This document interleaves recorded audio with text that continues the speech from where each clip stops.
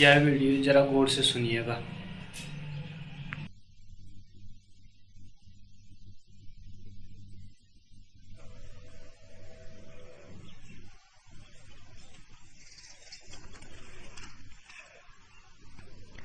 जाके उरे उपजी नहीं भाई, सो क्या जाने पीर पराए। ब्यावर जाने पीर की सार, बांझनार क्या लखे बिकार। पतिव्रता पति को व्रत जाने, विभुचार न मिल कहा बखाने। हीरा पारख जारे पावे, मूर्ख निरख के कहा बतावे। जाके उरे उपजी नहीं भाई, लागा घाव करा है सोई। कोट गहार के दर्दन कोई, राम नाम मेरा प्राण आधार। सोई राम रस पीवन हार। जाके उरे उपजी नहीं भाई, जन दरिया जानेगा सोई। प्रेम की भाल कलेजे पोई, जन दरिया जानेगा सोई। प्रेम की भाल कलेजे पोई। जाके उरे उपजी नहीं भाई, सो क्या जाने पीर पराए। जाके उरे उपजी नहीं भाई।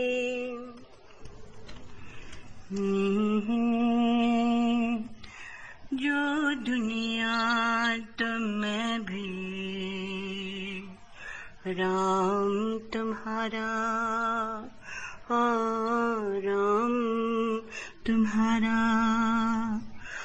अधम कमीन जाति मतिहीना, तुम तो हो सिरताज हमारा। जो दुनिया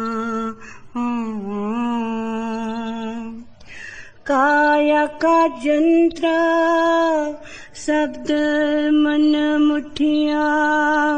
सुख मन तात चढ़ाई, गगन मंडल में धुनुआ बैठा। मेरे सतगुरु कला सिखाई, जो दुनिया पाप पान हरि कुबुद्धि ककड़ा। सहज सहज झड़ जाई, घूंडी काठ रहन नहीं पावे। एक रंग हुए आई, जो धुनिया एक रंग हुआ भरा हरी चोला हरी कहे कहाँ दिलाऊं मैं नहीं मेहनत का लोभी बक्सो मुझ भक्ति निज पाऊं जो दुनिया कृपा करी हरि बोले बानी तुम तो हो मम दास दरिया कहे मेरे आत्म भीतर मेलो राम भक्ति विश्वास जो दुनिया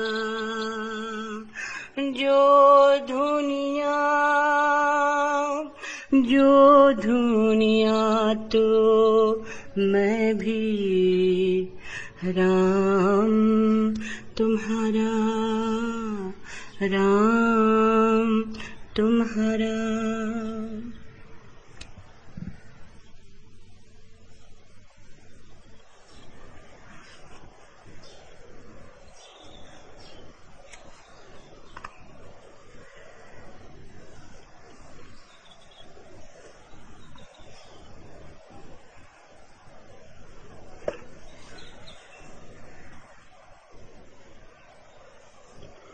तुम रूप राशि मैं रूप रसिक अवगुंठन खोलो दर्शन दो मानस में मेरे आन बसो कुटिया मेरी जगमग कर दो युग युग से प्यासे लिए मन में फिरता आया इस उस जग में ठहराव कहीं भी पा न सका अभिशप्त रहा हर जीवन में क्षणभंगुर रूप दिखा इतोत हर जगती में हर जीवन में तृष्णा ज्वाला जलती ही रही हर जीवन में प्रतिपल मन में अब द्वार तुम्हारे आया हूँ रूप से खोलो पट दर्शन दो तुम रूप राशि में रूप रसिक अवगुंठन खोलो दर्शन दो मानस में मेरे आन बसो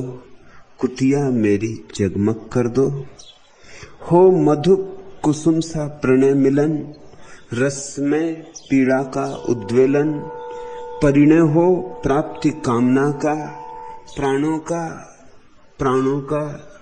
प्राणों से मधुर मिलन सुन पाया मन तब आवाहन रसिक्त मधुर मृदु उद्बोधन वंशी ध्वनिका सा आवाहन ब्रज बनिताओं सा उद्वेलन हर्षित पर संचित व्याकुल मन रूप से खोलो पट दर्शन दो तुम रूप राशि में रूप रसिक अवगुंठन खोलो दर्शन दो मानस में मेरे आन बसो कुटिया मेरी जगमग कर दो युग युग की संचित आशाएं प्रियकर पावन अभिलाषाएं चिर सुख की सुंदर आशाएं चिर शांति मुक्ति अभिलाषाएं तन मन प्राणों की निधियां ले मृदु आदि काल की सुधियां ले दे सकता जो वह सब कुछ ले अपना जो कुछ वह सब कुछ ले मैं अर्घ लिए द्वारे आया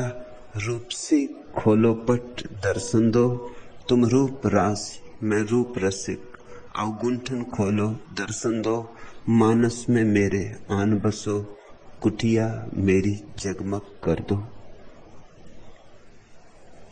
भक्त का हृदय एक प्रार्थना है, एक अभिप्सा है, परमात्मा के द्वार पर एक दस्तक है। भक्त के प्राणों में एक ही अभिलाषा है, कि जो छिपा है वह प्रकट हो जाए, कि घूंघट उठे, कि वह परम प्रेमी या परम प्रेसी मिले। इससे कम पर उसकी तृप्ति नहीं, उसे कुछ और चाहिए नहीं। और सब चाह के देख भी लिया, चाह चाह कर सब देख लिया, सब चाहे व्यर्थ पाई। दौड़ाया बहुत चाहों ने, पहुंचाया कहीं भी नहीं।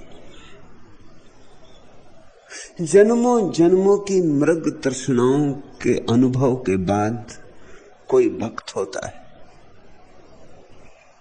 भक्ति अनंत अनंत जीवन की यात्राओं के बाद खिला फूल है।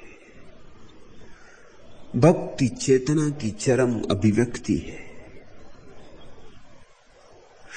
भक्ति तो केवल उन्हीं को उपलब्ध होती है जो बड़ भागी है। नहीं तो हम हर बार फिर उन्हीं चक्करों में पड़ जाते, बार बार फिर कोल्हू के बैल की तरह चलने लगते। मनुष्य के जीवन में अगर कोई सर्वाधिक अविश्वसनीय बात है तो वह यह है कि मनुष्य अनुभव से कुछ सीखता नहीं, उन्हीं उन्हीं भूलों को दोहराता है। भूलें भी नहीं करे तो भी ठीक, बस पुरानी ही पुरानी भूलों को दोहराता है। रोज रोज वही, जन्म जन्म वही। भक्ति का उदय तब होता है जब हम जीवन से कुछ अनुभव लेते, कुछ निचोड़। निचोड़ क्या है जीवन का? कि कुछ भी पालो, कुछ भी पाया नहीं जाता। कितना ही इकट्ठा कर लो और तुम भीतर दरिद्र के दरिद्र ही रहे आते हो। धन तुम्हें धनी नहीं बनाता जब तक कि वह परम धनी ना मिल जाए, वह मालिक ना मिले। धन तुम्हें और भीतर निर्धन कर जाता है। धन की तुलना में भीतर की निर्धनता और खलने लगती है। मान, सम्मान, पद, प्रतिष्ठा सब धोखे, आत्मवंचनाएं।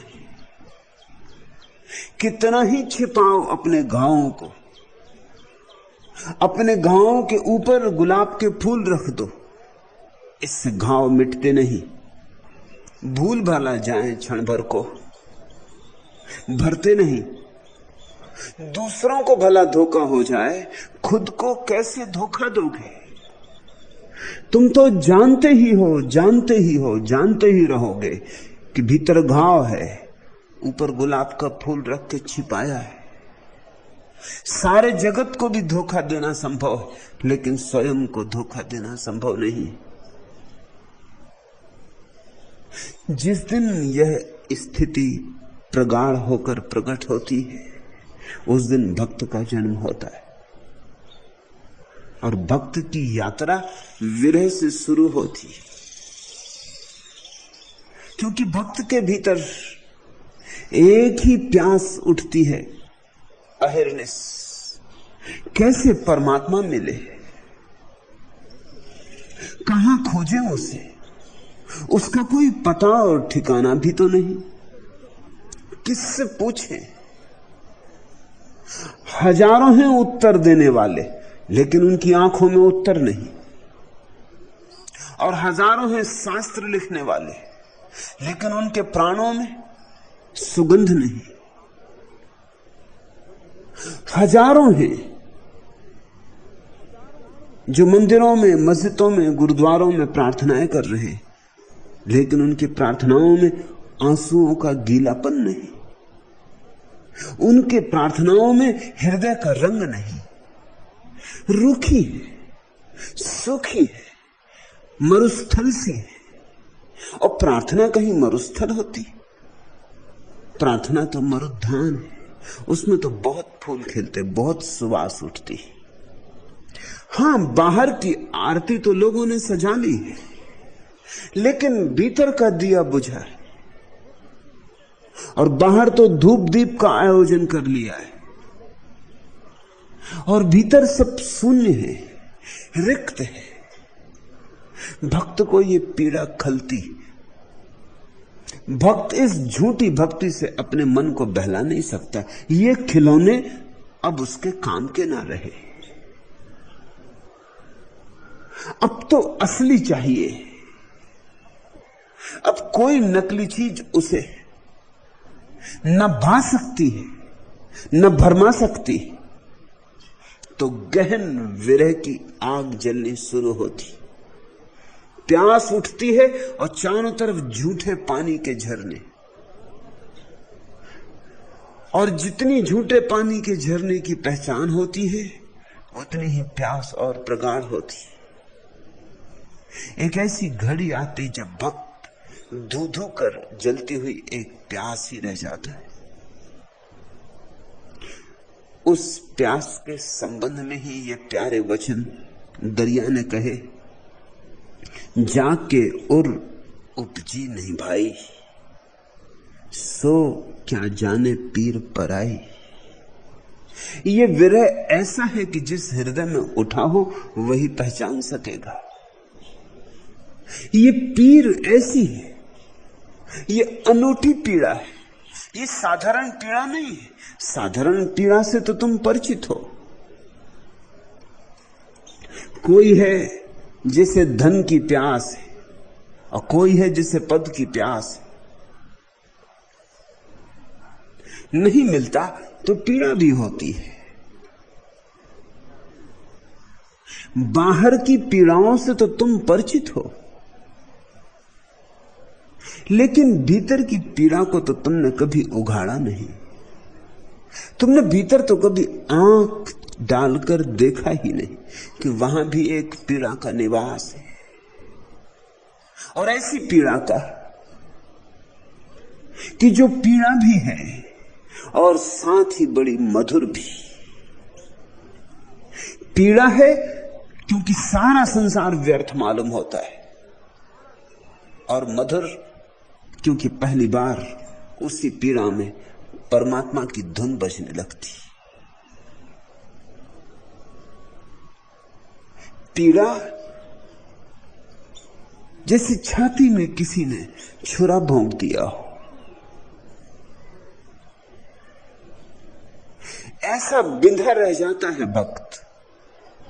लेकिन फिर भी यह पीड़ा सौभाग्य है, क्योंकि इसी पीड़ा के पार उसका द्वार खुलता है, उसके मंदिर के पट खुलते।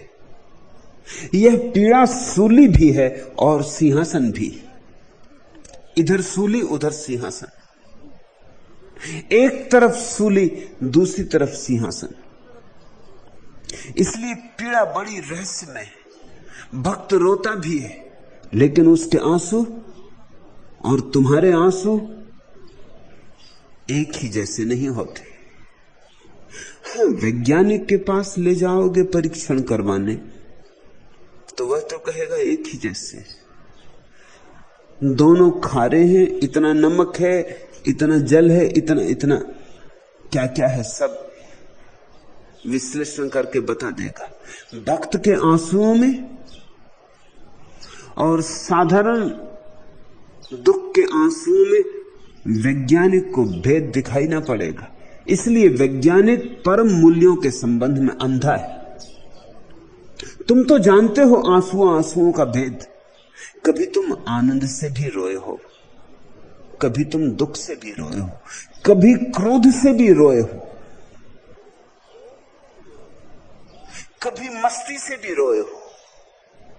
तुम्हें भेद पता है, लेकिन भेद आंतरिक है, यांत्रिक नहीं है, वाह नहीं है। इसलिए बाहर की किसी विधि की पकड़ में नहीं आता। फिर भक्त के आंसू तो परम अनुभूति है, जो हृदय के पोर पोर से रिश्ती। उसमें पीड़ा है बहुत, क्योंकि परमात्मा को पाने की अभीप्सा जगी, और उसमें आनंद भी है बहुत, क्योंकि परमात्मा को पाने की अभीप्सा जगी है। परमात्मा को पाने की आकांक्षा का जग जाना ही इतना बड़ा सौभाग्य है कि भक्त नाचता है। ये तो केवल थोड़े से सौभाग्यशालियों को ये पीड़ा मिलती है। ये अभिशाप नहीं है, ये वरदान है।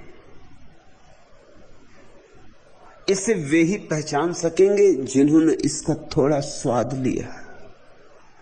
जाके उर उपजी नहीं भाई। और यह पीड़ा मस्तिष्क में पैदा नहीं होती। ये कोई मस्तिष्क की खुजलाहट नहीं। मस्तिष्क की खुजलाहट से दर्शन शास्त्रों का जन्म होता है। यह पीड़ा तो हृदय में पैदा होती। इस पीड़ा का विचार से कोई नाता नहीं है। यह पीड़ा तो भाव की है। इस पीड़ा को कहा भी नहीं जा सकता है। विचार व्यक्त हो सकते हैं, भाव अव्यक्त ही रहते हैं। विचारों को दूसरों से निवेदन किया जा सकता है और निवेदन करके आदमी थोड़ा हल्का हो जाता। किसी से कह लो, दो बात कर लो, मन का बोझ उतर जाता है। पर यह पीड़ा ऐसी है कि किसी से कह भी नहीं सकते। कौन समझेगा? लोग पागल समझेंगे तुम्हें। कल एक जर्मन महिला ने संन्यास लिया। एक शब्द ना बोल सकी। शब्द बोलने चाहे तो हंसी, रोई, हाथ उठे, मुद्राएं बनी, खुद चौंकी भी बहुत, क्योंकि शायद पागल समझी जाए। कहीं और होती तो पागल समझी भी जाती। मैंने उससे कहा भी कि अगर जर्मनी में ही होती तो और किसी प्रश्न के उत्तर में ऐसा करती तो पागल समझी जाती। तो ठीक जगह आ गई। यहां तुझे पागल न समझा जाएगा, यहां तुझे धन्यभागी, बड़ भागी समझा जाएगा। रोती है, डोलती है, हाथ उठते हैं, कुछ कहना चाहते, ओंठ खुलते हैं, कुछ बोलना चाहते, मगर विचार हो तो कह दो, भाव हो तो कैसे कहो।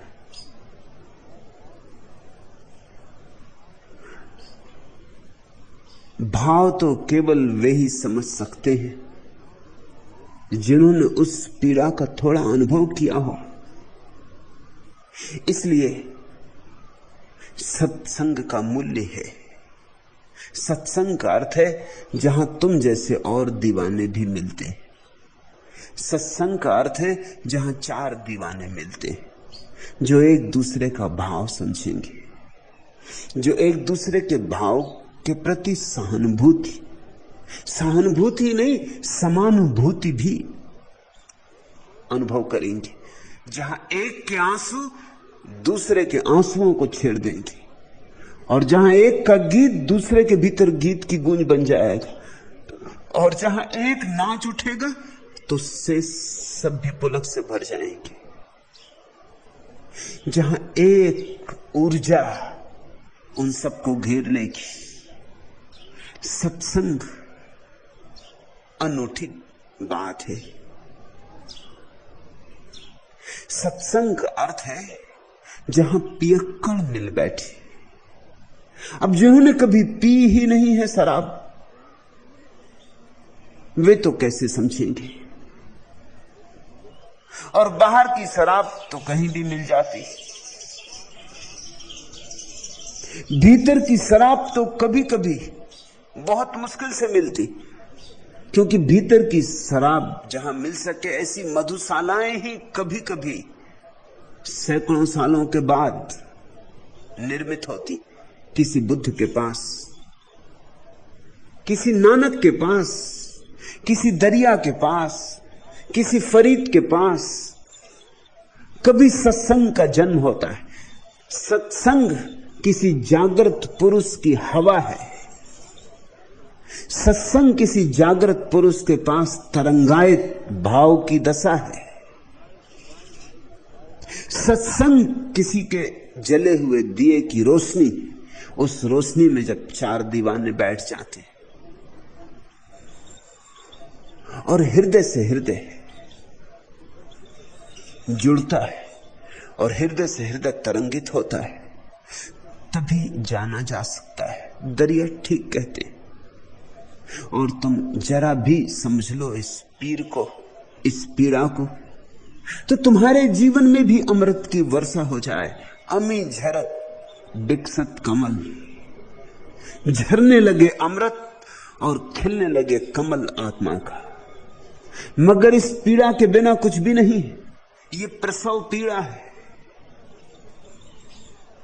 जाके उर उपजी नहीं भाई, सो क्या जाने पीर पर आई।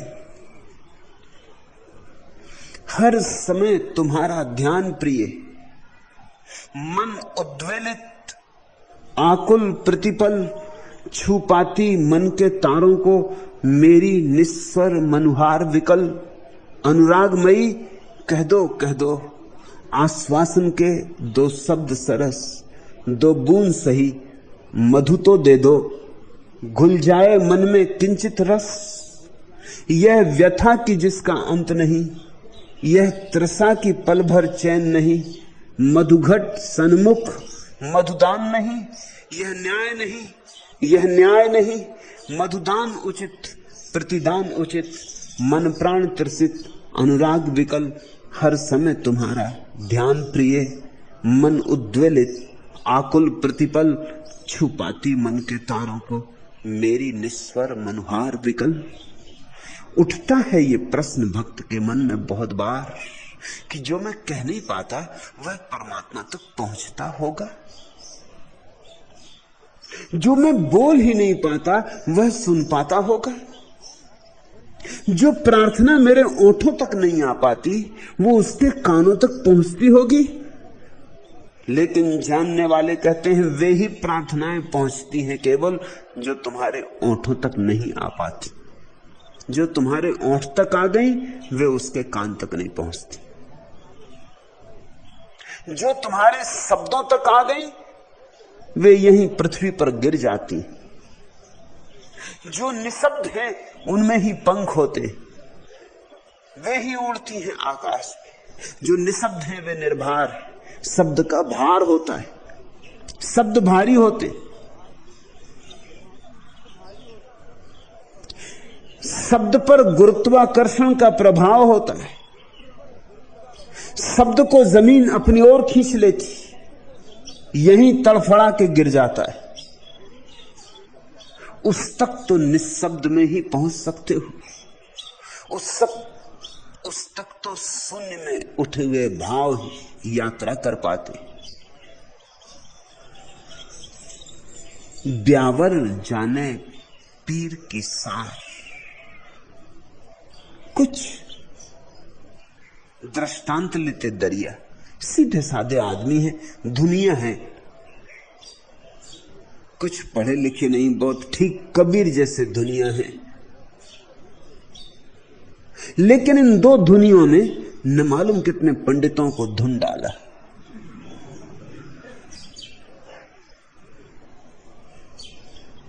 कुछ बड़े बड़े शब्द नहीं है, शास्त्रीय शब्द नहीं, सीधे साधे लोग की समझ में आ सके।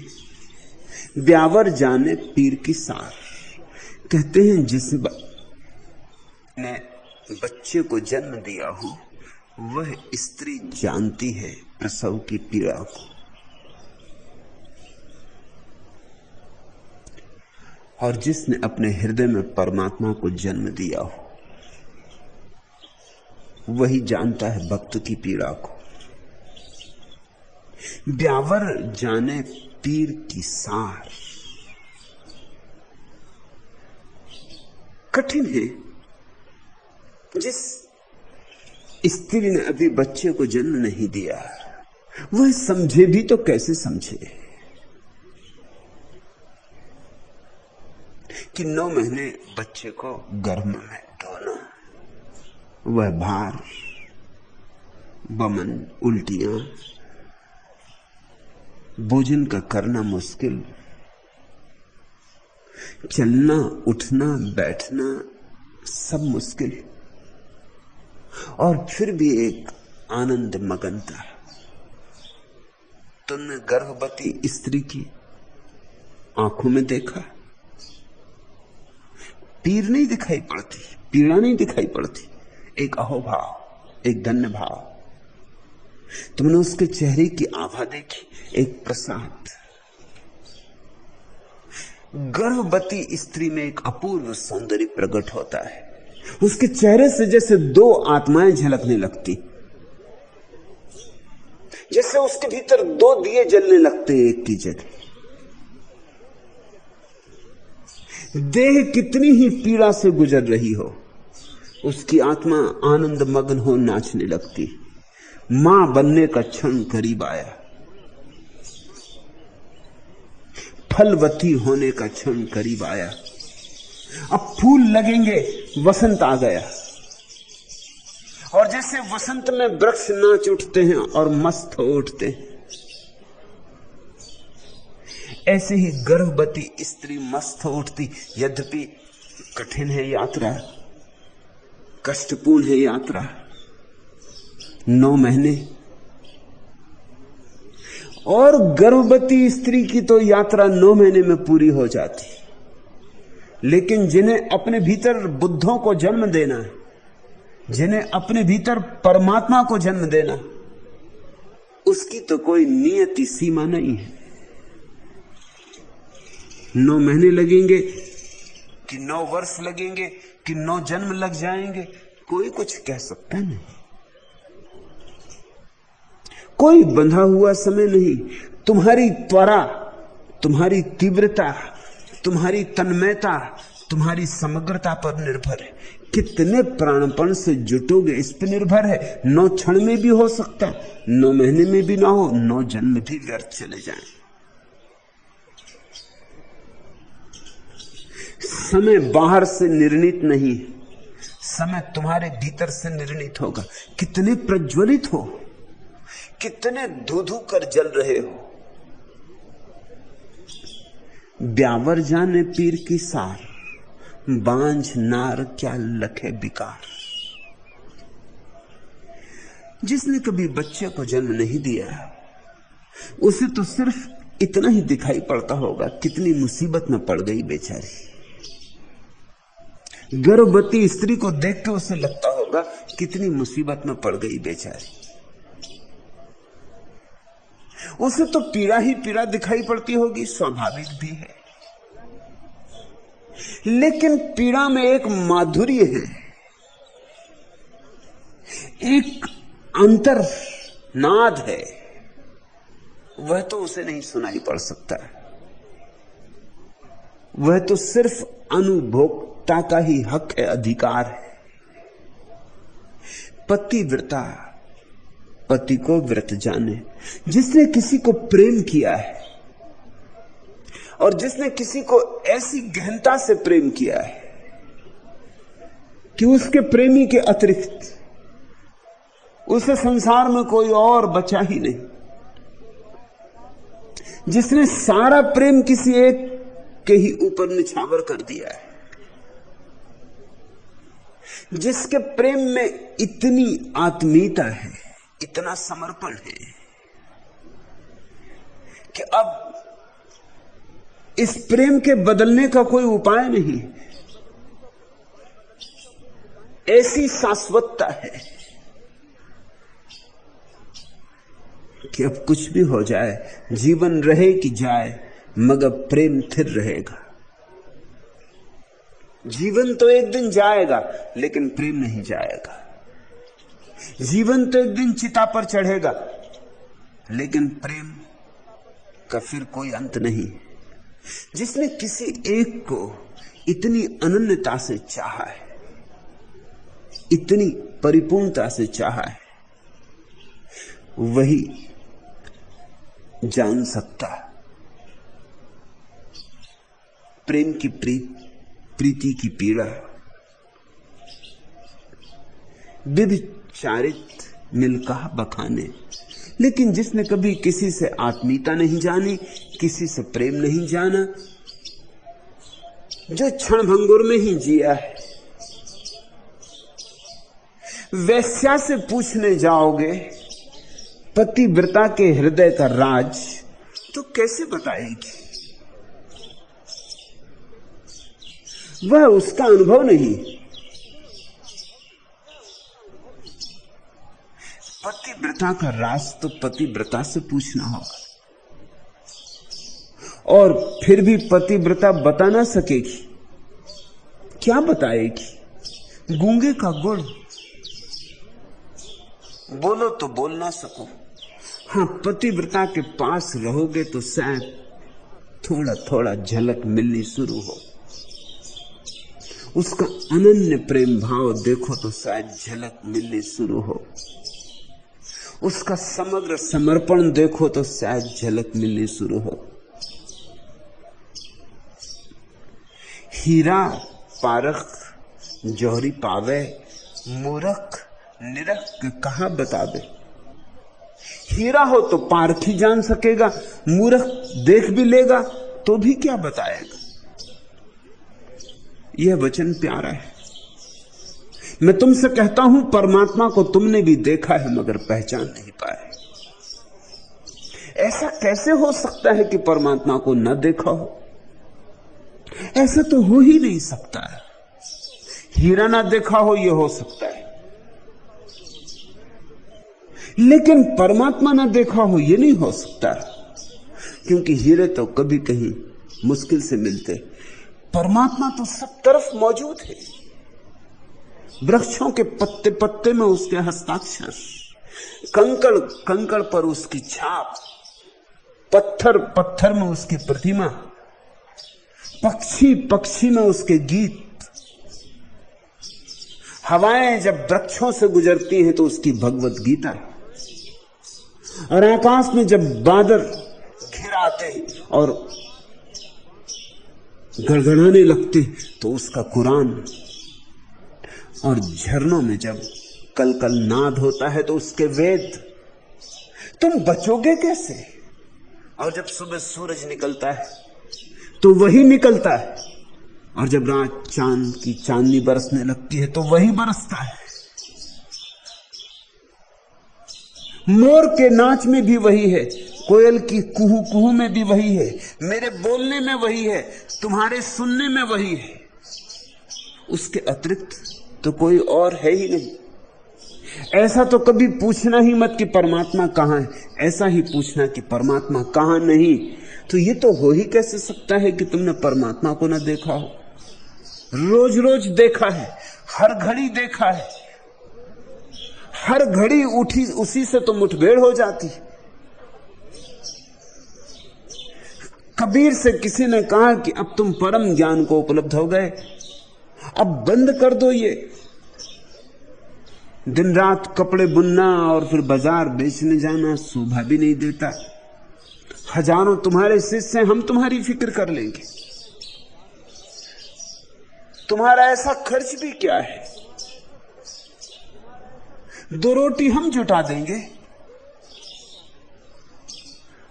हमारे मन में पीड़ा होती है कि तुम कपड़ा बुनो और फिर कपड़े बेचने बाजार जाओ, लेकिन कबीर ने कहा कि नहीं नहीं, फिर राम का क्या होगा?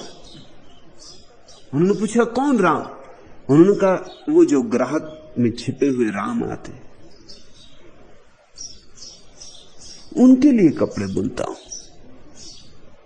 कबीर जब बनारस के बाजार में बैठ के और कपड़े बेचते थे तो हर ग्राहक से कहते थे, राम संभाल के रखना, बहुत प्रेम से बुना है, झीनी झीनी रे बीनी छदरिया, इसमें बहुत रस डाला है, इसमें प्राण उड़ेले।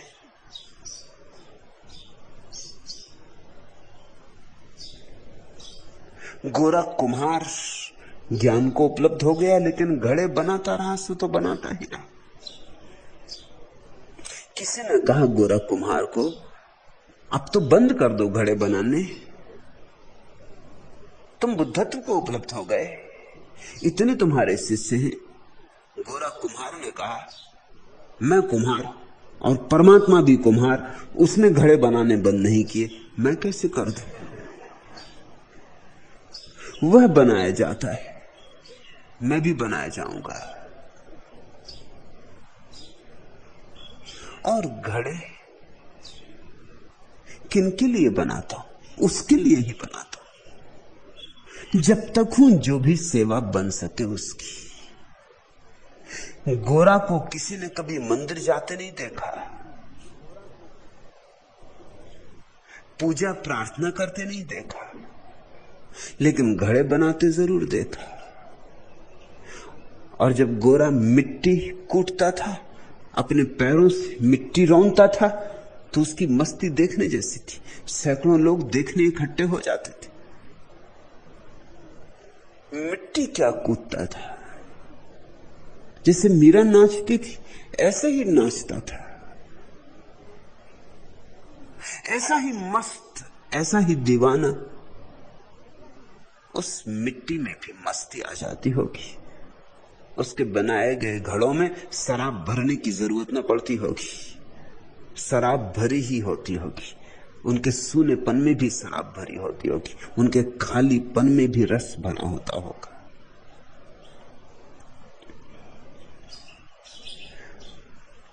हीरे को तो पारखी देखेगा, पारखी समझेगा, मूर्ख निरख के कहा बता ले।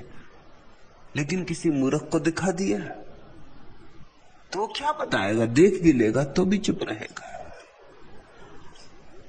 उसको तो कंकड़ पत्थर ही दिखाई पड़ते हैं, आदमी को वही दिखाई पड़ता है जितनी उसकी देखने की क्षमता होती।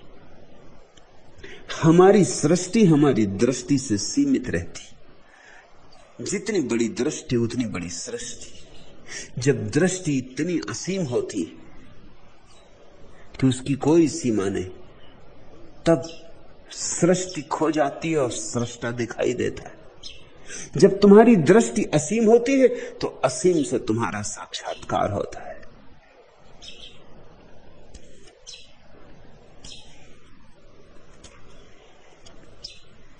सघन आवेग के बादल हृदय आकाश में जब सजल अनुभूति लेकर डोलते हैं, रंगीली कल्पना के तप पिपासित भाव पंछी अधर में गीत सा पर खोलते हैं।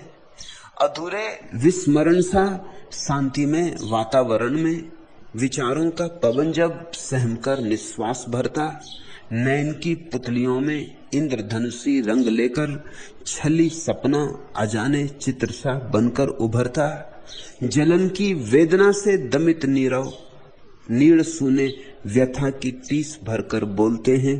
सुहानी गंध जैसी प्राण में उच्छ्वास भरती, किसी की याद जब अमराइयों सा फूलती है, उभरता मौन मधु उल्लास सावन सा सलोना, मृदुल मन की मधुरता छंद बनकर झूलती है।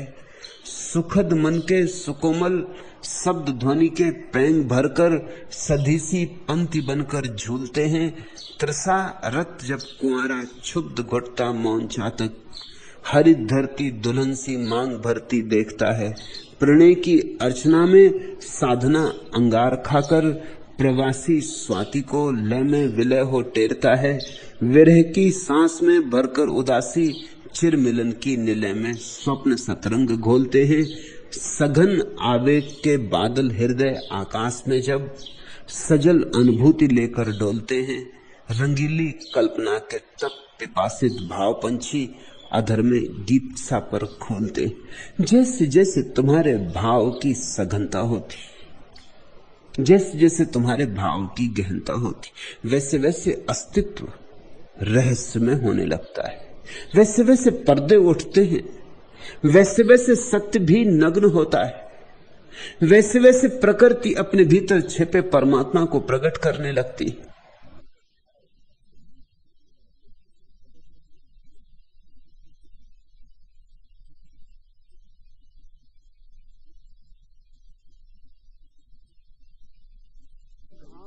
लागा घाव कराए है सोई, जिसको घाव लगा है वह कराहता है। कोतक हार के दर्द न कोई, तमाशा देखने वाले को तो कोई दर्द नहीं होता। तुम जिंदगी में अब तक तमाशा देखने वाले रहे हो।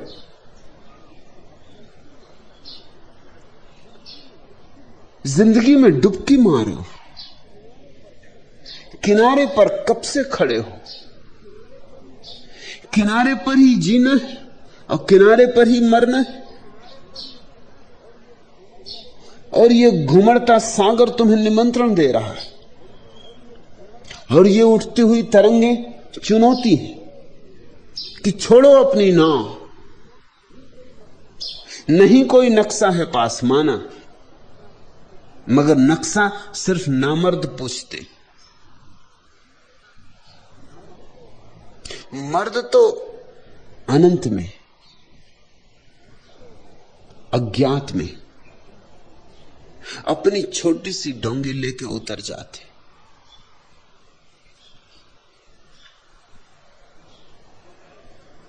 खोजने का आनंद इतना है कि उसमें अगर कोई खुद भी खो जाए तो हर्ज नहीं। खोजने का आनंद ही इतना है कि खुद को भी समर्पित किया जा सकता है। और ये भी समझ लेना, जो खुद को खोने को राजी नहीं है वह कभी खोज नहीं पाएगा।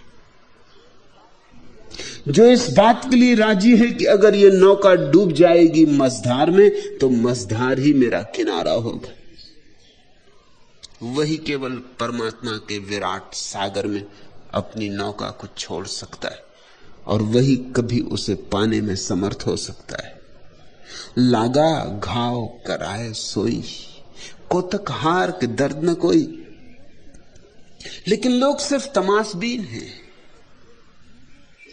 वे बुद्धों को उतरते भी देखते सागर में, तरंगों पर लहरों पर जीतते भी देखते, फिर भी किनारे पे ही खड़े देखते रहते। दूर से नमस्कार भी कर लेते, मगर पैर नहीं रखते, एक कदम नहीं उठाते।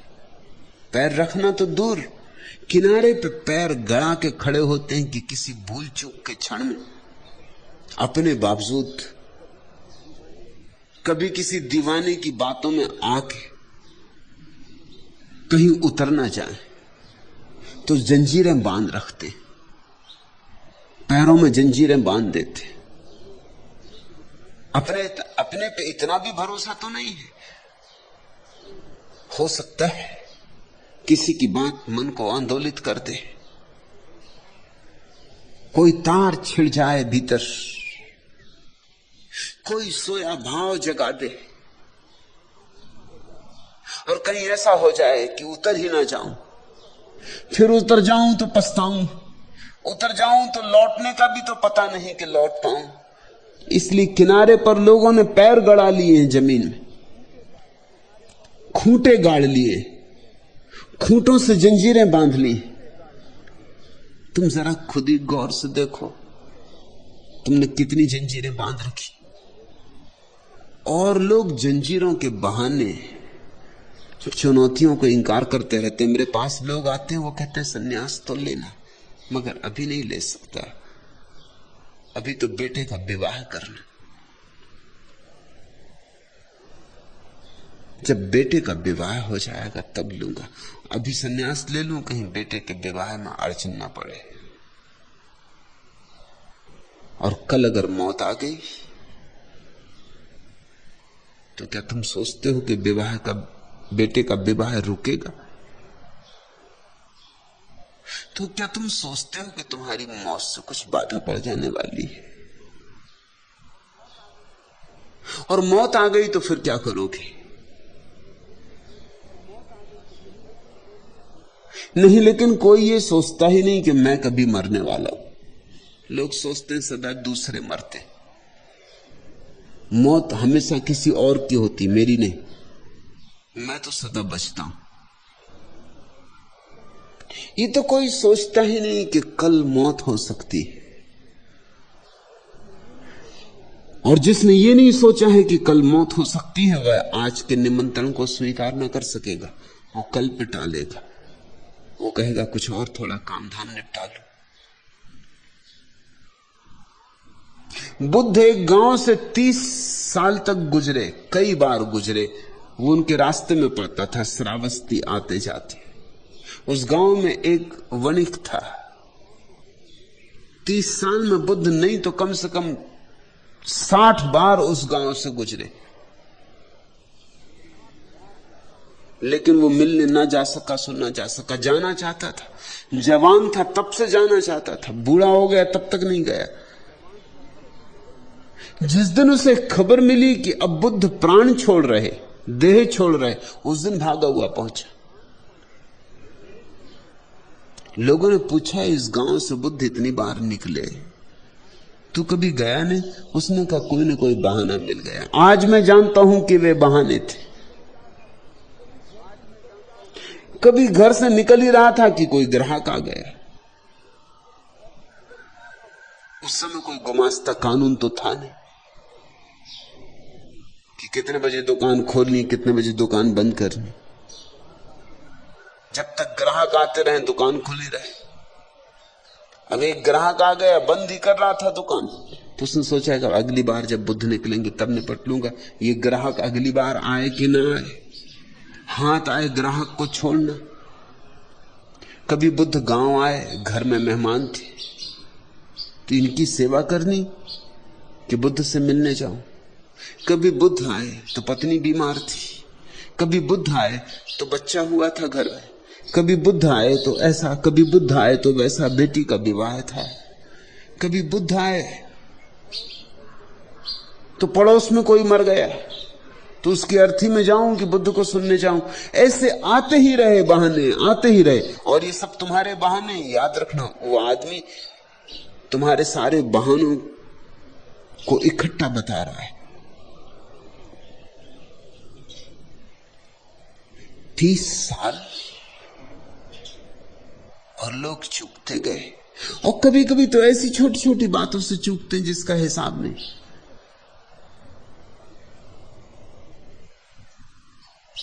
लक्ष्मी अभी दिल्ली गई, एक मंत्री से मिली, तो मंत्री ने कहा, मैं आया था आश्रम के द्वार तक। द्वार से मैंने झांक के भीतर देखा तो वहां 4-6 लोग देखे जो मुझे पहचानते, इसलिए द्वार से ही लौट पड़ा। दिल्ली से सिर्फ आश्रम के ही लिए आया था, लेकिन ये देख के कि 2-4 आदमी वहां मौजूद थे जो मुझे पहचानते हैं, तो अफवाह उड़ जाएगी, अखबारों में खबर पहुंच जाएगी,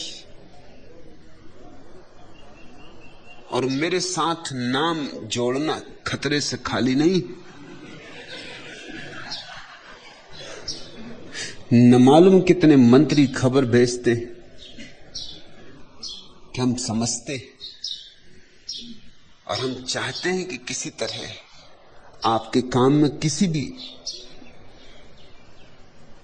प्रकार से हम सहयोगी हो सके, लेकिन हम प्रकट रूप से कुछ भी नहीं कर सकते। हम प्रकट रूप से ये भी कह भी नहीं सकते। यहां न मालूम कितने संसद सदस्य आए और गए, और अभी जब संसद में मेरे संबंध में विवाद चला तो उनमें से एक भी नहीं बोला। मैंने पूरी फेहरिस्त देखी कि जो यहां आए और गए उनमें से कोई बोला कि नहीं। जो यहां आए और गए उनमें से एक भी नहीं बोला। यहां कह के गए थे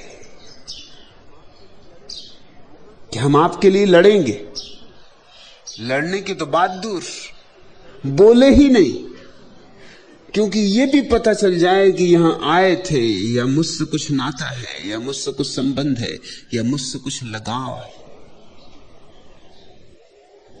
तो खतरे से खाली बात नहीं। जो बोले उनमें से कोई यहां आया नहीं, उनमें से किसी ने कोई मेरी किताब नहीं पढ़ी, मुझे सुना नहीं। अब ये बड़े मजे की बात है, घंटे भर विवाद चला, उसमें बोलने वाले एक भी मुझसे परिचित नहीं, और जो परिचित हैं और बहुत परिचित हैं वो चुप रहे।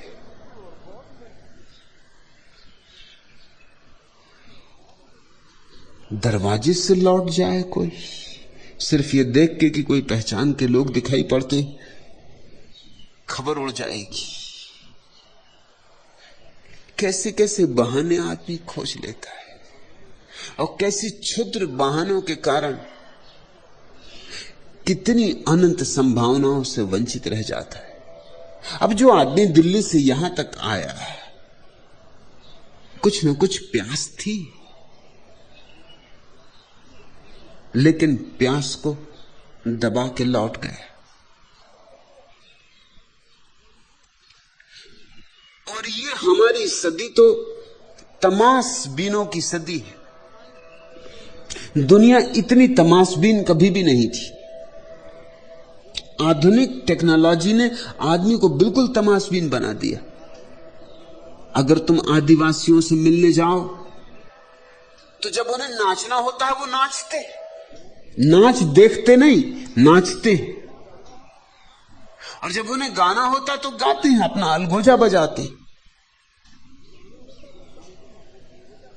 लेकिन तुम्हें जब नाच देखना होता है तो तुम नाचते नहीं, तुम फिल्म देखने जाते हो या किसी नर्तकी को निमंत्रण कर देते हो, या अगर टेलीविजन घर में है तब तो कहीं जाने की जरूरत नहीं।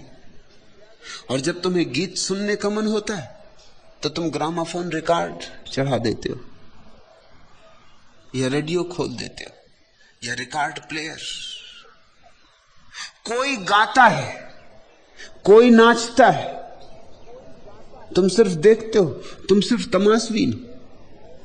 फुटबॉल का खेल लाखों लोग चले देखने, क्रिकेट का खेल लाखों लोग दीवाने।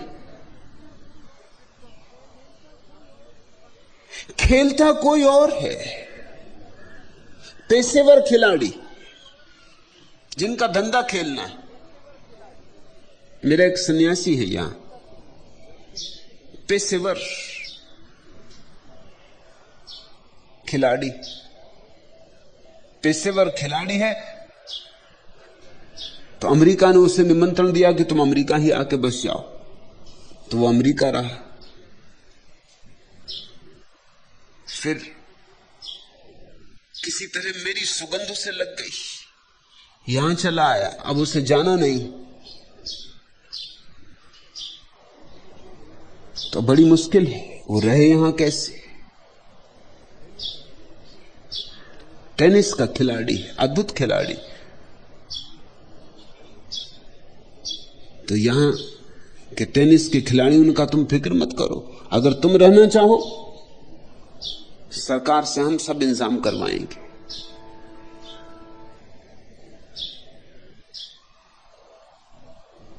हम सब इंतजाम करेंगे तुम्हारे रहने, खाने, पीने, तनख्वाह का। तुम यहीं रह जाओ, तुम्हारा रहना तो सौभाग्य की बात है। अब सब चीज पेशेवर हो गई। दो पहलवान लड़ रहे हैं, सारे लोग चले।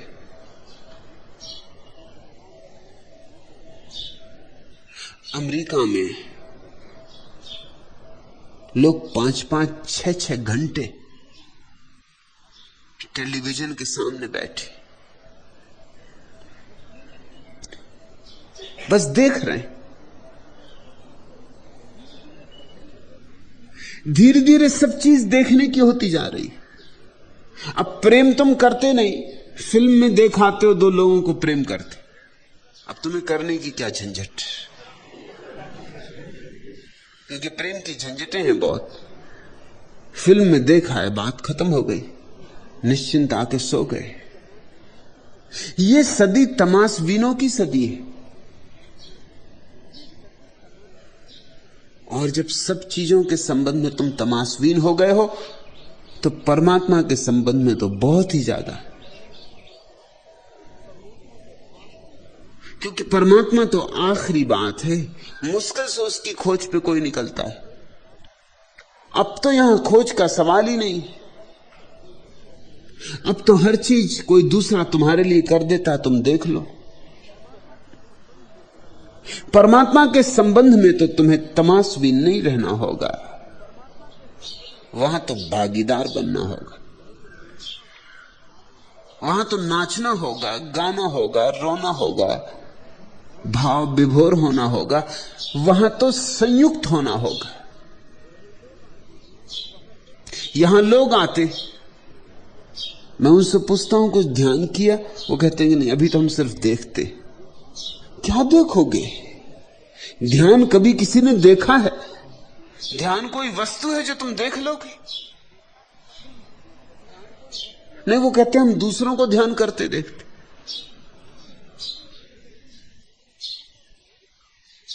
दूसरों को ध्यान करते देखते हो, तुम क्या देखोगे? कोई नाच रहा है तो नाच दिखाई पड़ेगा, ध्यान थोड़ी दिखाई पड़ेगा। ध्यान तो अंतर्दशा है, वो तो जो नाच रहा है उसके अंतरतम में घटित होगा, तुम उसे नहीं देख सकोगे। तुम तो नाचने वाले को देख के लौट आओगे और तुम सोचोगे मन में, नाच और ध्यान ये दोनों एक कैसे हो सकते हैं? नाच का ध्यान से क्या लेना देना? तुमने नाचने वाले तो बहुत देखे। नाच बिना ध्यान के हो सकता है और ध्यान भी बिना नाच के हो सकता है, और ध्यान और नाच साथ साथ भी हो सकते हैं। बुद्ध ने सिर्फ ध्यान किया, उसमें नाच नहीं। मीरा नाची भी और ध्यान भी किया, उसमें दोनों संयुक्त थे। मीरा बुद्ध से थोड़ा ज्यादा धनी, उसके ध्यान में एक और लहर, एक और तरंग है। बुद्ध का ध्यान शांत है, बुद्ध संगमरमर की प्रतिमा की भांति शांत है। इसलिए ये कोई आकस्मिक नहीं कि बुद्ध की ही प्रतिमाएं सबसे पहली बनी और संगमरमर की बनी। अब तुम मीरा की प्रतिमा कैसे बनाओगे? संगमरमर की बनाओगे भी तो झूठी होगी। मीरा की प्रतिमा बनानी हो तो पानी के फव्वारे से बनानी होगी, तब कहीं उसमें कुछ नाच जैसा भाव होगा।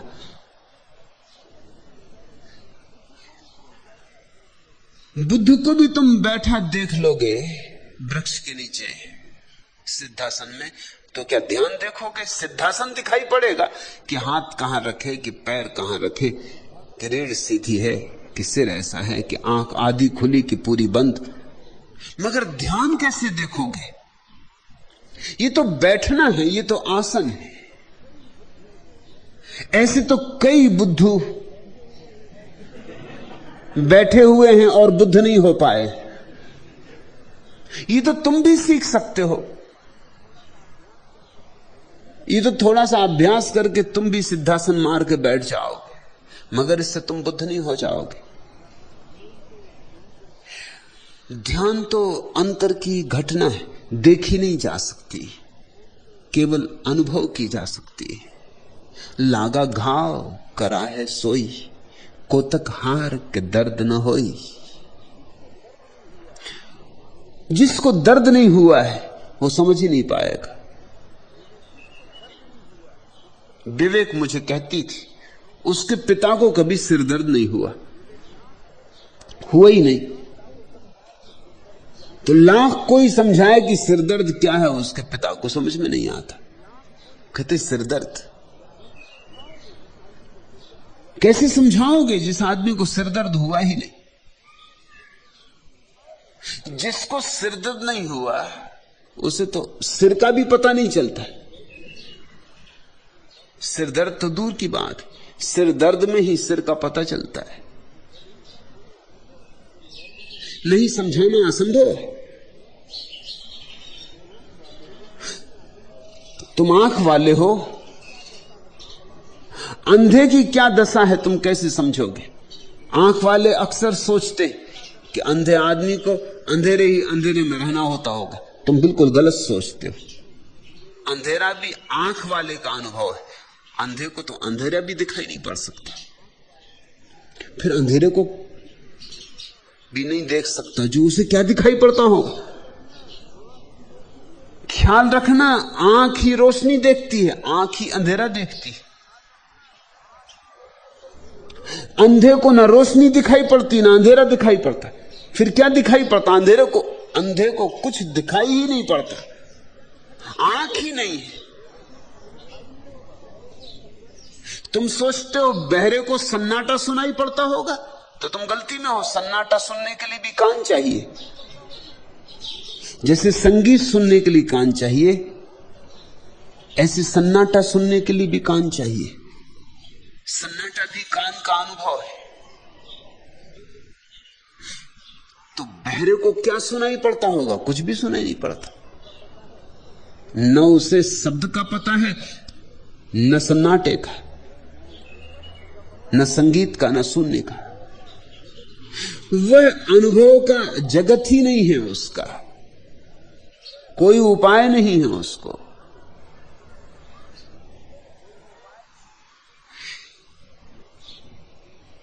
अनुभव के अतिरिक्त कोई समझने का उपाय नहीं। लोग पूछते हैं हम ईश्वर को समझना चाहते हैं, और समझ लें तो फिर अनुभव भी करें। उन्होंने तो पहले से ही एक गलत शर्त लगा दी, अनुभव करो तो समझ सकते हो। वो कहते हैं हम समझ लें तो फिर अनुभव करें। लोग चाहते हैं कि पहले ध्यान को हम समझ लें तो फिर ध्यान करें। गलत शर्त लगा दी। ये तो तुमने ऐसी शर्त लगा दी कि पहले तैरने को समझ लें तो फिर हम तैरना सीखें। अब तैरना तुम्हें कैसे समझाया जाए? गद्दा तकिया बिछा कर उस पर तुम्हारे हाथ पैर तड़फड़ाए जाएं। मैंने सुना मुल्ला नसरुद्दीन गया था तैरना सीखने। जो उस्ताद उसे ले गए थे सिखाने, वो तो अपने कपड़े उतार रहे थे, तभी मुल्ला किनारे गया। सीढ़ियों पर जमी हुई काई थी, उसका पैर फिसल पड़ा, भड़ाम से नीचे गिरा, उठा और भागा घर की तरफ। उस्ताद ने कहा कहां जाते हो बड़े मियां? तैरना नहीं सीखना? उसने कहा कि अब तो जब तक तैरना ना सीख लूं नदी के पास नहीं आऊंगा। तो भगवान की कृपा है कि पैर फिसला और पानी में नहीं पहुंच गया।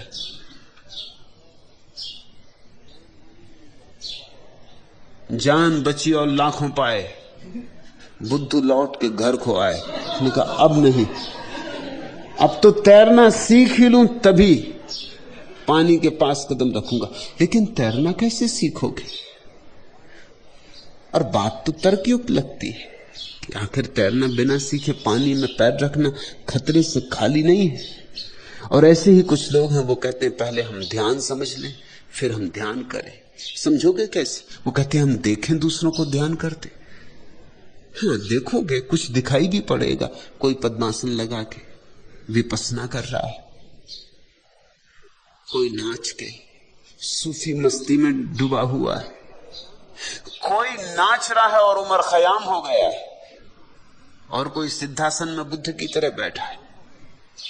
मगर ये तो बाहर की घटनाएं हैं जो तुम देख रहे हो। भीतर क्या हो रहा है, हो भी रहा है कि नहीं हो रहा है, ये तो जब तक तुम्हें ना हो जाए तब तक कोई उपाय नहीं। राम नाम मेरा प्राण आधार। जब तक राम नाम ही तुम्हारा प्राण का आधार ना हो जाए तब तक तुम ये रस पी ना सकोगे। सोई राम रस पीवनहार, वही पिएगा इसे जो हिम्मत करेगा अज्ञात में उतर जाने की, अनजान में, अपरिचित में जाने की, जो तमाशबीन नहीं, जो जुआरी है, जो अपने को दांव पर लगा सकता है, जो जोखम उठा सकता है, जो कहता है ठीक है डूबेंगे तो डूबेंगे, मगर तैरना सीखना है तो पानी में उतरेंगे। जन दरिया जानेगा सोई, प्रेम की भाल कलेज पोई। वही जान सकेगा, केवल वही जिसके कलेजे में प्रेम का भाला छिद गया हो। अलिखित ही रही सदा जीवन की सत्य कथा। जीवन की लिखित कथा सत्य नहीं, छेपक है। जीवन का विविध रूप जीवन का त्रिविध रूप, जीवन की शाश्वत लय, चिर विरोध चिर परिणय, छोटे फल बरगद पर, शैलखंड पद पद पर, जीवन की अक्षर गति, जीवन की अंत नियति, जीवन की रेणु क्षुद्र, जीवन के सत समुद्र, जीवन के गुण अगणित, जीवन का गुण अविदित, जीवन का महाकाव्य अलिखित ही रहा सदा, जीवन का खंड काव्य खंड सत्य छेपक है, अलिखित ही रही सदा, जीवन की सत्य कथा, जीवन की लिखित कथा सत्य नहीं छेपक है। शास्त्र से ना समझ सकोगे, शास्त्र तो छेपक है, एक कथा है, एक प्रतीक है, एक इशारा है, लेकिन इशारा तुम्हारे लिए काफी नहीं जब तक कि तुम्हारे भीतर स्वाद न जन्मे, और स्वाद जन्मना जरा महंगा सौदा है। प्रेम की भाल कलेज पोई, मरना पड़े, मिटना पड़े, अहंकार को जाने दो, सूली पर चढ़ जाने दो, तो तुम्हारी आत्मा को सिंहासन मिले। मैं मरने से पहले मरना नहीं चाहता, यह जानते हुए भी कि मुझ में लड़ने का बहुत दम नहीं, लेकिन जीने की इच्छा उगते सूरज से कम नहीं। मैं मरने से पहले मरना नहीं चाहता, यह जानते हुए भी कि बहुत पास अंधेरा कांप रहा है, लेकिन ख्याल के पेड़ से पत्ते की तरह झड़ना नहीं चाहता। मैं मरने से पहले मरना नहीं चाहता, और वही जान पाता है परमात्मा को जो मरने के पहले मर जाता है। मरते तो सभी हैं, लेकिन जीते जी जो मर जाता है उसके सौभाग्य की कोई सीमा नहीं। जीते जीते जो नहीं हो जाता है, जो जीते जी अपने भीतर शून्य हो जाता है, ना कुछ, उसी शून्य में परमात्मा का पदार्पण, और वही शून्य है जिसको दरिया कहते हैं भाला। प्रेम की भाल कलेज पोई, जो प्रेम के लिए अपने को निछावर कर देता है।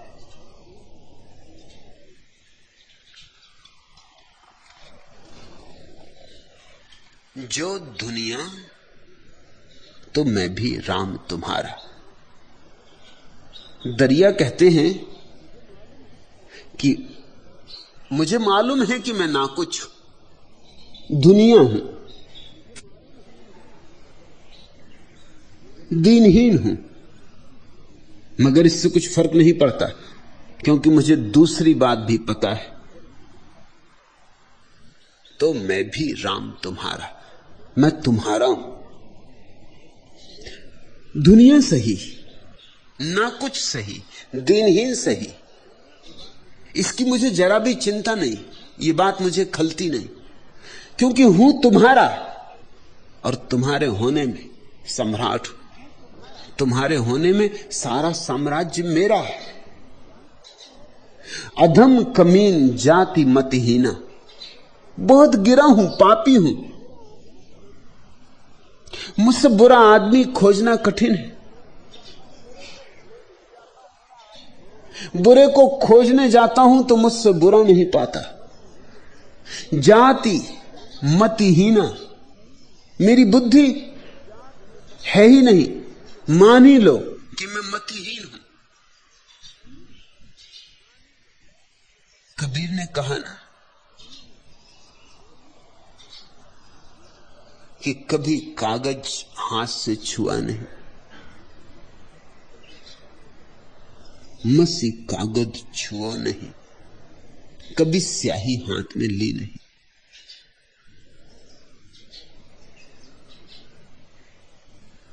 कबीर ने यह भी कहा लिखा लिखी की है नहीं, देखा देखी बात। तो न शास्त्र जानता हूं,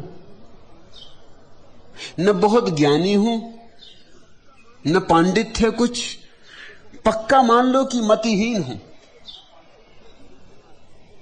लेकिन इससे क्या फर्क पड़ता है, फिर भी मैं तुम्हारा हूं और तुम मेरे हो।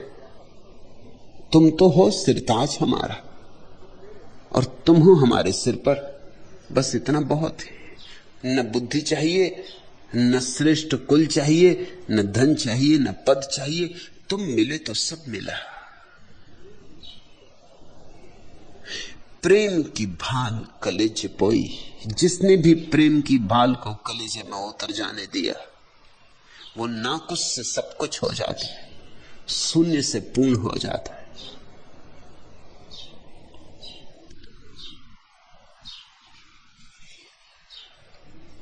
विकल वेदना से व्याकुल मन तुम्हें पुकार उठा है। आज न जाने फिर सुधियों का कैसा ज्वार उठा है। सोती व्यथा जगी अंतर में नव संदेश मिला है। सुनकर मृदु झनकार हृदय में मादक सोम घुला है। युगल पुष्प अवगुंठित कर से सौरभ युक्त खिला है। रजत चांदनी के प्रकाश में अंधा तिमिर धुला है। भूले आकर्षण के घावों में उद्गार उठा है। आज न जाने फिर सुधियों का कैसा ज्वार उठा है। धुंधली प्रतिमाओं ने फिर से आज आवरण खोला। बीते मधु क्षण का आलोड़न कुछ कानों में बोला। चिर परिचित अनजान हृदय की अठ खेली मुस्काई। मूक पवन ले मले साथ छवि के द्वारे पर आई। आमंत्रण के मादक स्वर में नव गुंजार उठा है। आज न जाने फिर सुधियों का कैसा ज्वार उठा है। मुरझाए फूलों को अली ने फिर वसंत में चूमा। खंडर सा अतीत का सपना झंझा बनकर झूमा। किसने मन मंदिर के छल से बंद द्वार खोला है। मेरी अलसाई आंखों में फिर सपना घोला है।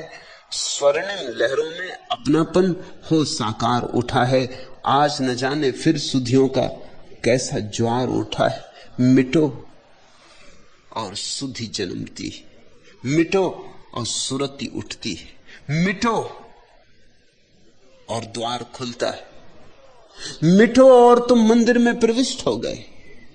मिटो और आ गया तीर्थ। मिटो और वही स्थान काबा है, वही कैलाश, वही काशी। लेकिन अहंकार को लिए तुम जाओ काबा, तुम जाओ काशी। तुम्हें जहां जो करना हो तीर्थ यात्राएं करो। तुम जैसे हो वैसे के वैसे वापस लौट आओगे। सुना है मैंने कि कुछ यात्री तीर्थ यात्रा को जाते थे।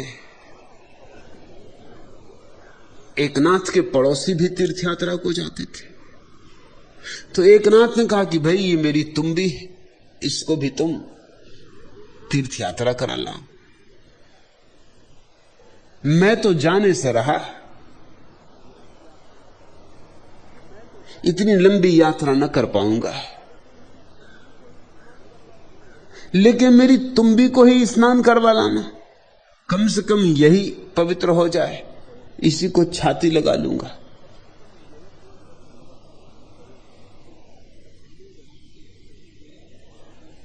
ले गए तीर्थयात्री तुम्बी को। हर जगह डुबकी दिलवा दी, एक क्या 10 दिलवा दी। तुम्बी को डुबकी दिलवाने में क्या दिक्कत।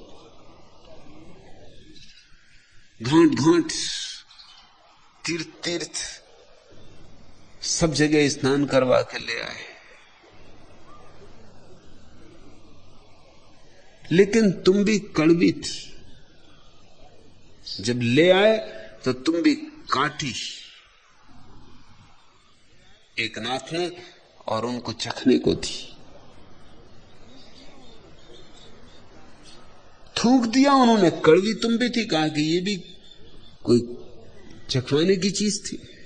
एकनाथ ने कहा अंधो कुछ तो समझो, ये तुम भी कड़वी थी। इतने तीर्थ यात्रा कराई, इतनी गंगा में, यमुना में, नर्मदा में, न मालूम कितनी जगह डुबकी खिलाई, ये तक मीठी नहीं हो पाई।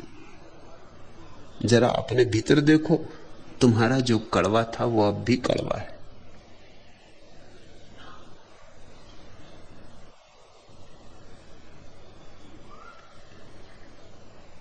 असली क्रांति भीतर है, बाहर नहीं। असली तीर्थ भी भीतर है, बाहर नहीं। काया का जंत्र दुनिया है तो उनकी भाषा भी दुनिया की है। कहते हैं काया का जंत्र, काया की धुन की, शब्द मन मुठिया। और वो जो शब्द सदगुरु से सुना है शून्य में, वो जो झनकार, वो जो हृदय की वीणा का तार छिड़ गया है, शब्द मन मुठिया, वह मेरा मुठिया है। सुषमन तांत चढ़ाई, और जिसको योगी सुषुम्न नाड़ी कहते, वो मेरी तांत है। गगन मंडल में दुनिया बैठा, मैं गरीब दुनिया, मगर गजब हो गया है कि मैं शून्य आकाश में विराजमान हो गया हूं। मेरे पास कुछ ज्यादा नहीं था, काया का जंत्र, शरीर की धुन की थी, शब्द मन मुठिया था, सुषमन तांत चढ़ाई, मगर मुझ दीनहीन पर भी अपार कृपा हुई, क्योंकि हूं तो आखिर राम तुम्हारा। तुम न फिक्र करोगे तो कौन फिक्र करेगा। तुमने मुझ दुनिया की भी फिक्र की। गगन मंडल में दुनिया बैठा। गगन मंडल का अर्थ होता है शून्य समाधि, जहां सब विचार शून्य हो गए, शांत हो गए, जब सब वासनाएं क्षीण हो गई, जहां मन रहा ही नहीं, जहां कोरा आकाश रह गया, जहां निराकार रह गया। गगन मंडल में दुनिया बैठा। कहते मैं खुद ही चमत्कृत हूं कि मुझ दुनिया को कहां बिठा दिया। ये सिंहासन मेरे लिए, ये शून्य समाधि मेरे लिए, बुद्ध के लिए थी, ठीक थी, राजपुत्र थे, महावीर के लिए भी ठीक थी, सम्राट थे, राम को भी ठीक होगी, कृष्ण को भी ठीक होगी। मैं तो दुनिया, अधम कमीन जाति मतिहीना, और मुझे तुमने कहां बिठा दिया। अब समझ में आया कि मैं भी आखिर तुम्हारा उतना ही हूं जितना राम, जितने कृष्ण, जितने बुद्ध, जितने महावीर। तुम्हारी अनुकंपा में भेद नहीं, तुम्हारी करुणा समान बरसती। जो भी अपने पात्र को खोल देता वही भर जाता। मैं दुनिया भी भर गया। गगन मंडल में दुनिया बैठा, मेरे सतगुरु कला सिखाई, और मेरे सतगुरु ने मुझे कला सिखा दी। क्या कला सिखा दी? कि कैसे मिट जाऊं, मिटने की कला सिखा दी। प्रेम की भाल कलेज पोई। सदगुरु के पास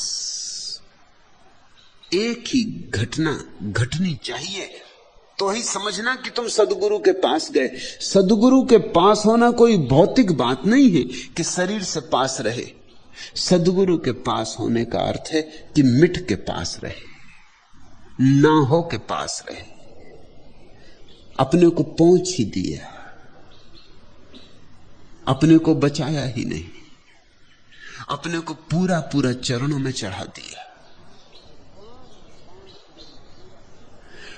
पान पान हरि कुबुद्धि कांकड़ा सहज सहज झड़ जाए। और तब चमत्कारों पे चमत्कार होते मैंने देखे। दरिया कहते वो जो कला गुरु ने सिखाई मिटने की, उस कला के सीखते ही पाप पान हरि कुबुद्ध कांकड़ा, पापुरू पे पत्ते अपने आप झड़ने लगे, जैसे पतझड़ आ गई हो। जिन्हें मैंने लाख लाख बार छोड़ना चाहा था और नहीं छूट पाए थे, जिन्हें मैंने तोड़ा भी था तो फिर उग आए थे, वे पाप के पत्ते ऐसे झड़ गए जैसे पतझड़ आ गई। मेरे बिना झड़ाए झड़ गए, मेरे बिना काटे कट गए। पाप पान हरि कुबुद्ध कांकड़ा। दुनिया की भाषा है, ये ख्याल रखना। मेरे भीतर जो कुबुद्धि का कांकड़ा था, बिनौला था, वो कहां खो गया? खोजे से उसका पता नहीं चलता, सहज सहज झड़ जाए। मैं तो सोचता था बड़ा श्रम करना होगा, मगर सतगुरु ने ऐसी कला सिखाई, जड़ ही काट दी, पत्ते पत्ते नहीं काटे। पत्ते पत्ते जो काटते हैं वे तुम्हें नीति की शिक्षा देते हैं, और नीति की शिक्षा से कोई कभी धार्मिक नहीं हो पाता। यद्यपि जो धार्मिक हो जाता है वह सदा नैतिक हो जाता है। धर्म जड़ को काटता है, नीति पत्ते पत्ते काटती। नीति कहती क्रोध मत करो, लोभ मत करो, मगर लोग एकदम से लोभ छोड़ने को राजी नहीं, क्रोध छोड़ने को राजी नहीं। तो आचार्य तुलसी जैसे नैतिक लोग समझाते हैं तो चलो अणुव्रत, पूरा नहीं छोड़ता तो थोड़ा थोड़ा छोड़ो, अणुव्रत, थोड़ा सा क्रोध छोड़ो, थोड़ा सा मोह छोड़ो, थोड़ा और धीरे धीरे करके छोड़ देना। सब पत्ते एकदम नहीं कटते तो एक काटो, एक शाखा काटो, फिर दूसरी काटना। लेकिन तुम्हें पता है शाखा काटोगे वृक्ष की तो जहां काटोगे वहां 3 शाखाएं निकल आती। अणुव्रत साधोगे और महापाप प्रकट होंगे। इधर से संभालोगे, उधर से पाप बहने लगेंगे। जड़ नहीं काटी जब तक, तब तक कुछ भी ना होगा। पाप पान हरी कुबुद कांकड़ा सहज सहज जड़ जाए। जड़ के कटते ही, जड़ क्या है? अहंकार जड़ है। मैं हूं यह भाव जड़ है। सत्संग में बैठने का अर्थ है मैं नहीं हूं ऐसे बैठना। बस इतनी सी कला है, बस इतना सा राज है। कुंजियां छोटी होती हैं, ताले कितने ही बड़े हों और कितने ही जटिल हों, कुंजियां तो छोटी सी होती। ये छोटी सी कुंजी जीवन के अनंत रहस्यों के द्वार खोल देती। घुंडी गांठ रहन नहीं पावे, एक रंगी हुई आई। वही दुनिया अपनी भाषा में समझाने की कोशिश कर रहा है। घुंडी गांठ रहन नहीं पावे, न तो कहीं गांठ रह जाती, न कहीं उलझन रह जाती, धागों में सब मिट जाती। एक रंगी हुई आई। ये जो बहुरंगा मन है, यह करूं वह करूं, यह भी कर लूं वह भी कर लूं, ये जो हजार हजार दिशाओं में दौड़ता हुआ मन है, अचानक एक रंग का हो जाता है। मैं अपने सन्यासी को गैरिक रंग दे रहा हूं। मुझसे लोग पूछते हैं क्या और रंग बुरे हैं? नहीं, और रंग बुरे नहीं। ये तो केवल सूचक है कि धीरे धीरे एक रंग के हो जाना। कोई भी चुन सकता था, हरा चुनता, वो भी प्यारा रंग है। वृक्षों का रंग है, सूफियों का रंग है, शांति का रंग है, शीतलता का रंग है, वो भी प्यारा रंग है। गैरिक चुना, वो सूरज का रंग है, आंख का रंग है, जिसमें कोई पड़ जाए तो जल के राख हो जाए। वो अहंकार को भस्मीभूत करने का रंग है। सफेद भी चुन सकता था, वो पवित्रता का रंग है, निर्दोषता का रंग है, कुंवारेपन का रंग है। सब रंग प्यारे। काला भी चुन सकता था, वो गहराई का रंग है, असीमता का रंग है, शाश्वतता का रंग है। प्रकाश तो आता जाता है, अंधेरा सदा रहता है।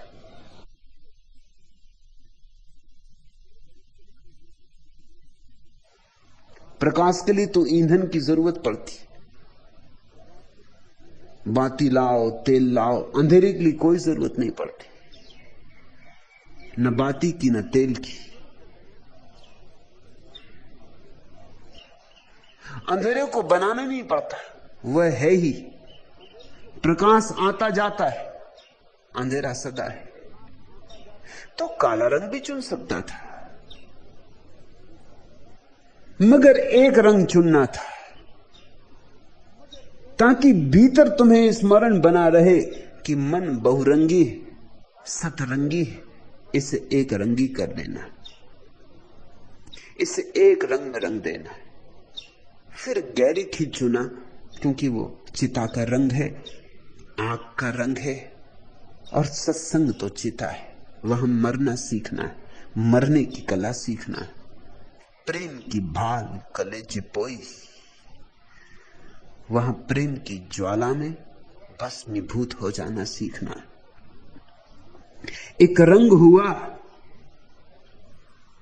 भरा हरी चोला, हरी कहे कहा दिलाऊं। दरिया कहते हैं और जिस दिन मैं एक रंग हुआ उसी दिन मेरे भीतर हरी ही हरी भर गया। जब तक मैं बटा था हरी का पता न था, जब मैं अनबटा हुआ, अखंड हुआ, एक हुआ, तत्क्षण वह अखंड मुझ में उतर आया। एक रंग हुआ भरा हरी चोला, तो पूरे देह में, तन प्राण में हरी ही हरी भर गया। हरि कहे कहा दिलाऊं, और फिर हरि मुझसे कहने लगे क्या चाहिए बोल, क्या दिला दूं। अब ये भी कोई बात हुई। अब तो पाने को कुछ रहा नहीं। यही तो मजा है, जब पाने को कुछ नहीं होता तब परमात्मा कहता बोलो क्या चाहिए। भिखमंगों को परमात्मा कुछ नहीं देता, सम्राटों को सब देता है। उससे दोस्ती करनी हो तो भिखमंगापन छोड़ना पड़ता। इसलिए तो इस देश ने सन्यासी के लिए स्वामी नाम चुना। स्वामी का अर्थ होता है मालिक, सम्राट। मांगकर नहीं कोई उसके द्वार तक पहुंचता। मांगने में तो वासना है, जहां तक मांगना है वहां तक प्रार्थना नहीं। जहां तक मांगना है वहां तक संसार। जहां सब मांगना छूट गया, जहां कुछ मांगने को नहीं, वहां अपूर्व घटना घटती। परमात्मा कहता बोलो क्या चाहिए। कबीर ने कहा है कि मैं हरि को खोजता फिरता था और मिलते नहीं थे, और जब से मिले हालत बदल गई। अब मेरे पीछे पीछे घूमते, कहत कबीर कबीर, कहां जा रहे कबीर, क्या चाहिए कबीर। अब मैं लौट के नहीं देखता क्योंकि मुझे कुछ चाहिए नहीं। अब ये और एक झंझट का प्रश्न खड़ा करते हैं क्या चाहिए। न मांगू तो भी शोभा नहीं देता, न मांगू तो ऐसा लगता है कहीं अशिष्टाचार ना हो। सो मैं भागता हूं और वे मेरे पीछे पड़े हैं। कहत कबीर कबीर, कहां जा रहे, रुको कुछ ले लो। एक रंग हुआ भरा हरी चोला, हरि कहे कहा दिलाऊं, मैं ना ही मेहनत कर लोभी। वो कहते मुझे कोई लोभ नहीं है, मुझे अब कुछ चाहिए नहीं है। बख्शो मौज भक्ति निज पाऊं। अब अगर नहीं ही मानते हो और कुछ मांगना ही है, मांगना ही पड़ेगा, जिद पर ही पड़े हो, तो इतना ही करो कि मेरी भक्ति बढ़े और बढ़े, कि मेरी मौज और बढ़े, इतनी बढ़े कि निज को पालो।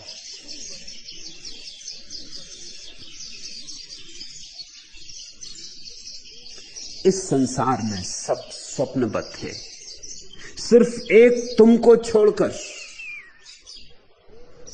इस संसार में सब दृश्य झूठे, सिर्फ एक दृष्टा को छोड़कर। दीपक की लौ कांपी, पर्दों में लहर पड़ी, शीशे में अनजाने तन के आभास हिले, अनदेखे पग में जादू के घुंघरू झप छमके, कालीनों में ऊनी फूल दबे और खिले, थाप पड़ी पहले कुछ तेजी से फिर थमके।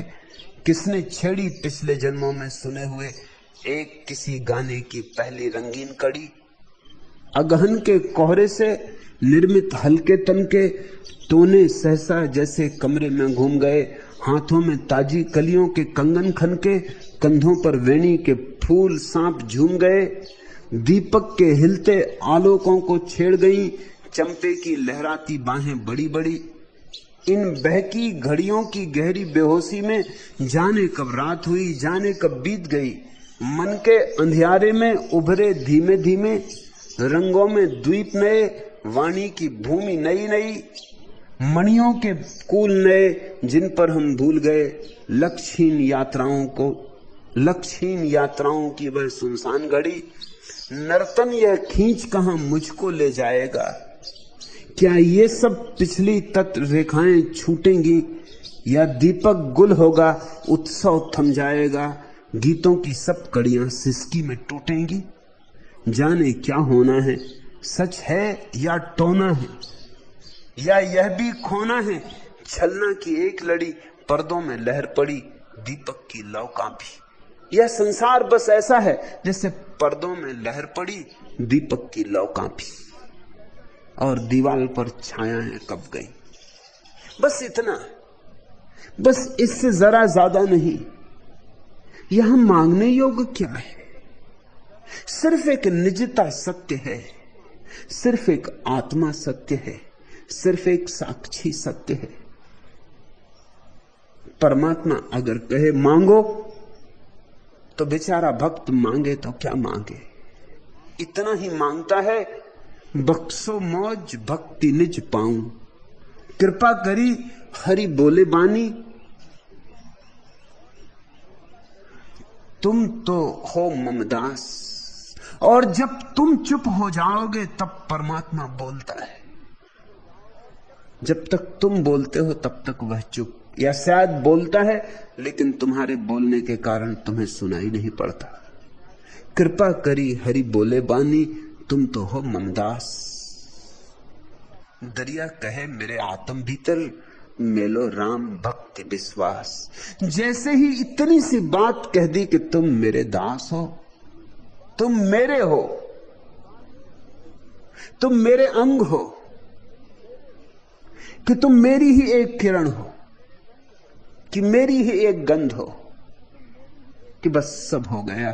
दरिया कहे मेरे आत्म भीतर, मिलो राम भक्ति विश्वास। उस घड़ी श्रद्धा जन्मी, उस घड़ी जाना परमात्मा है। परमात्मा प्रमाणों से नहीं जाना जाता, कोई प्रमाण नहीं परमात्मा का सिवाय समाधि के अनुभव के। छू गई है ज्योति मुझको, मोम सा मैं गल रहा हूं, मुझ पर असर होता नहीं था, मैं कभी पाषाण सा था, मैं समुद्र में पड़ा बहता बर्फ चट्टान सा था। एक दिन किरणें पड़ी सिर पर, अचानक जल रहा हूं। यह बड़ी कड़वी, बड़ी मीठी, बड़ी नमकीन भी है। इस जलन में अमृत रस है, साथ ही रस भी हीन भी है। हाथ पकड़ा है किसी ने और मैं भी चल रहा हूं। छू गई है ज्योति मुझको, मोम सा मैं गल रहा हूं। परमात्मा तुम्हें छुए, इतना उसे अवसर दो।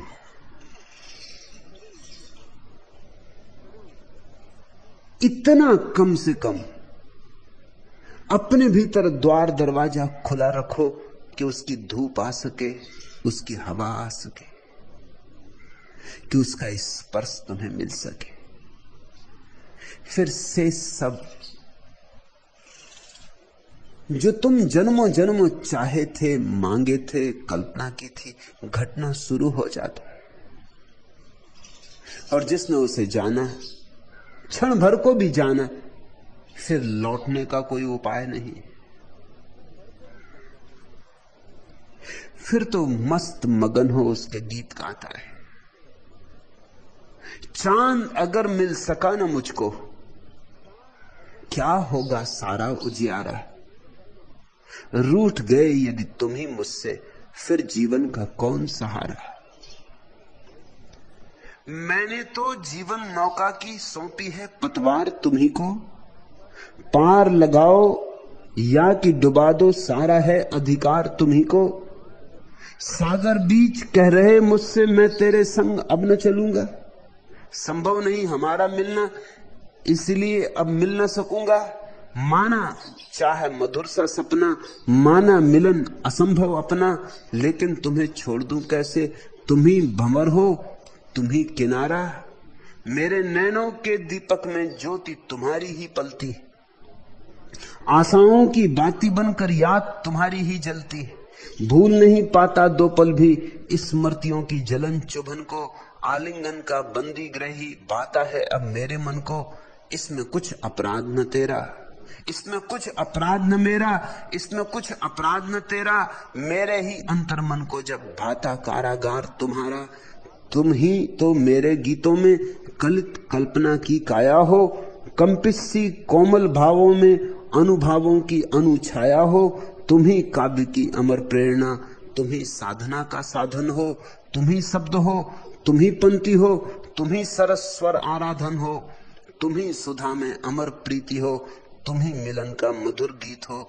बिना तुम्हारे रह जाएगा मेरा भाव सिंधु ही खारा, चांद अगर मिल सका न मुझको क्या होगा सारा उजियारा। रूठ गए यदि तुम ही मुझसे फिर जीवन का कौन सहारा। और अभी परमात्मा तुमसे रूठा है क्योंकि तुम परमात्मा से रूठे हो, तुम परमात्मा की तरफ पीठ किए खड़े हो। और इसलिए कितना ही उजाला हो तुम्हारी जिंदगी अंधेरी रहेगी, अंधेरी ही रहेगी। उस चांद को पाए बिना कोई उजाला काम का नहीं, उस परम धन को पाए बिना सब धन व्यर्थ, उस परम पद को पाए बिना सब पद व्यर्थ। परमात्मा परम भोग है, उसको पाए बिना सब भोग भोग के धोखे। हिम्मत करो, साहस करो, एक दिन ऐसी घड़ी आए कि तुम भी कह सको गंगन मंडल में धुनुआ बैठा मेरे सतगुरु कला सिखाई। आ सकती घड़ी, तुम्हारा अधिकार है, तुम्हारे भीतर छिपी हुई संभावना है। अभी बीज है माना, मगर बीज कभी भी फूल बन सकते हैं। और जब तक अमृत की वर्षा न हो और तुम्हारे बीज भीतर खिल के कमल न बन जाएं, तब तक बैठना मत, तब तक चलना है, तब तक चलते ही चलना है। याद रखना, अमी झरत विकसत कमल, अमृत झरे और कमल खिले, यह गंतव्य है। आज इतना। अगर यह वीडियो आपको अच्छी लग रही हो तो वीडियो को लाइक और चैनल को सब्सक्राइब करें।